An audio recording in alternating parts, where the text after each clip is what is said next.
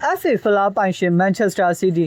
ပထမဆုံးအနေနဲ့ Manchester City အသင်းကို congratulation လို့ပြောရင်ဂုဏ်ပြုလိုက်ပါတယ်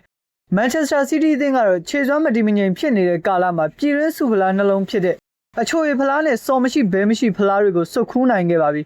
စနေနေ့ည8:00 နာရီခွဲအချိန်မှာကစားခဲ့တဲ့ Chelsea အသင်းနဲ့ Manchester City အသင်းတို့ရဲ့ FA ဖလားဘောလုံးပွဲစဉ်မှာတော့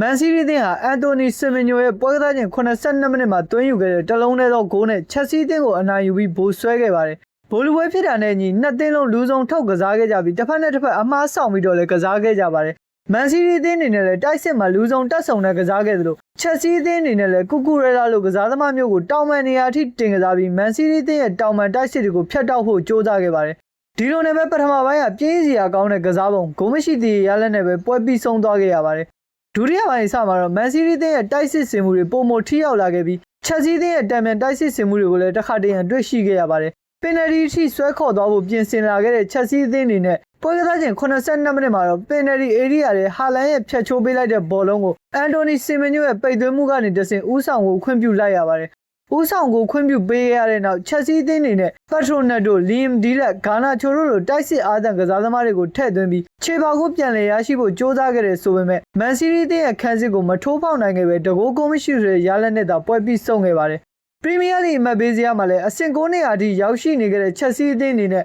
FA ဖလားမှာဘိုးဆွဲပြီး Europa League ဝင်ခွင့်ရရှိဖို့လည်းလက်လျှော့လိုက်ရပြီမို့လို့လက်ကျန်နှစ်ပွဲမှာဘယ်လိုတွေများရုန်းကန်သွားရအောင်မလဲဆိုတာကိုတော့ဆက်လက်စောင့်ကြည့်သွားရမှာပဲဖြစ်ပါတယ်။ကျွန်တော်ဗီဒီယိုလေးကိုကြိုက်နှစ်သက်တယ်ဆိုရင် channel လေးကို like, follow, subscribe လေးလုပ်သွားပေးကြပါဦးဗျ။ကျေးဇူးတင်ပါတယ်။